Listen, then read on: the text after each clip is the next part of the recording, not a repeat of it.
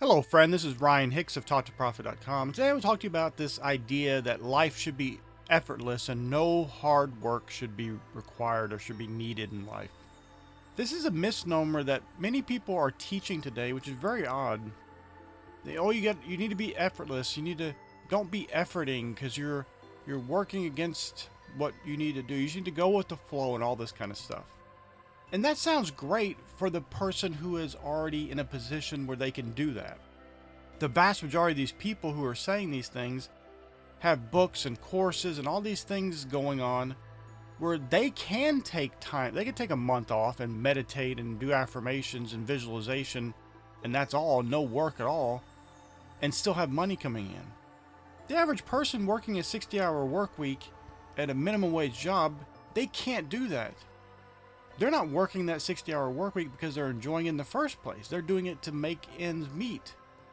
And if they take off for a month to do this affirmations and meditation and visualization, all these things, which are all good, but that's all they're going to do and they're going to stop working, they're going to be out on the street in no time because they need that income coming in and they have no other ways of getting it, especially when they're doing absolutely nothing at all except sitting around their house meditating or visualizing or doing affirmations. Now, what these people, these gurus, so to speak, when they're talking about, oh, you're going to be effortless, look how great it worked for me, what they seem to be completely oblivious to is the fact that they have spent years sowing seeds toward these big financial results that they're getting.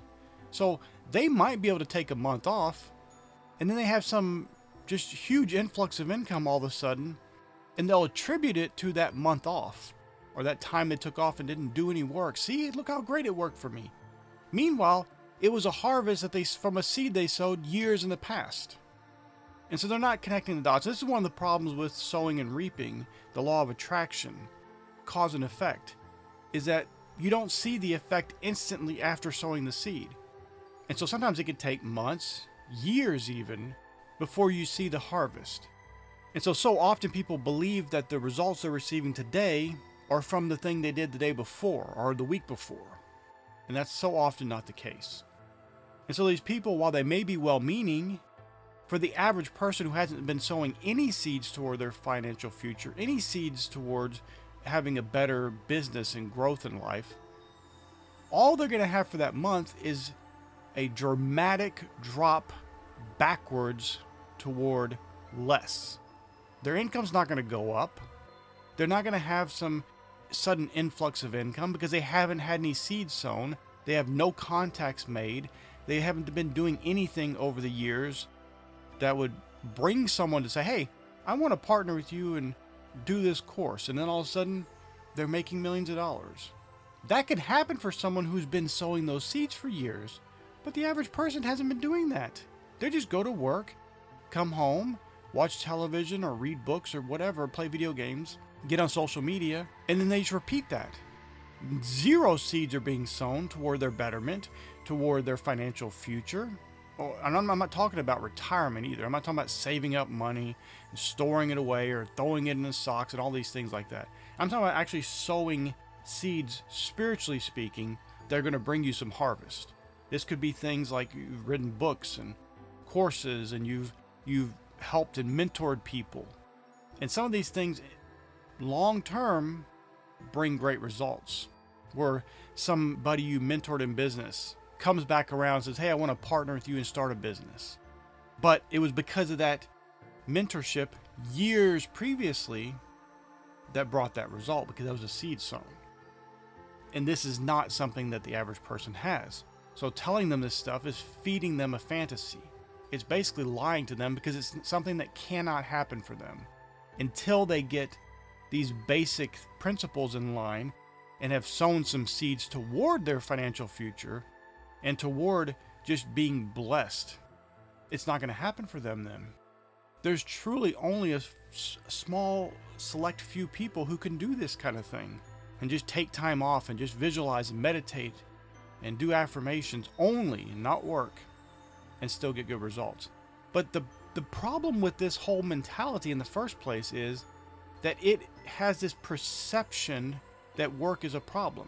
Listen, man was not created to work, but work was created for man. Work is ennobling. Work is good. Work isn't bad. Now, you may work at a job, and the work you may be involved in may be bad, but that's not inherent in work. Work is a good thing, and work is not a part of the curse. I've talked about this before. Read Genesis chapter 1, Genesis chapter 2, Genesis chapter 3. It's just a few chapters, it's very short.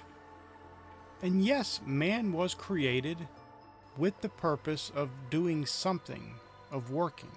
Not just to work, but work was part of what they were supposed to be doing. It's part of their fulfillment. And yes, harder work by the sweat of your brow, that came in after the fall. But work was still part of the picture. It was part of making man complete. And God himself worked.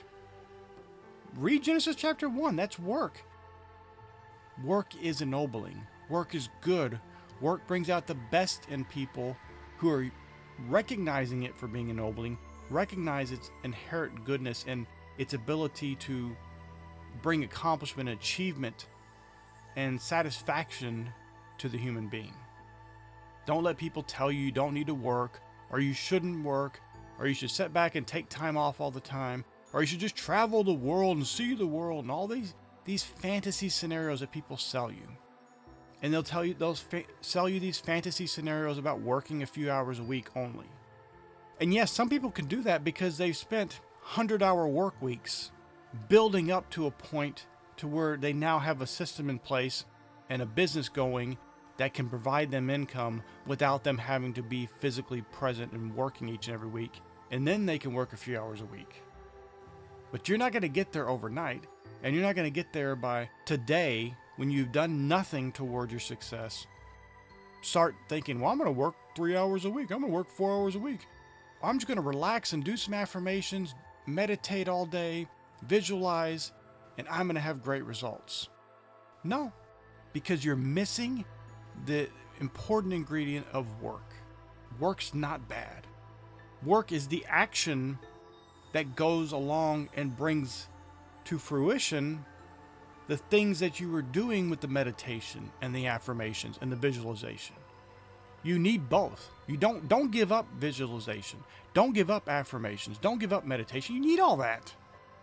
But those things work with and hand in hand with actual work. This is one of the problems that many people have with the law of attraction.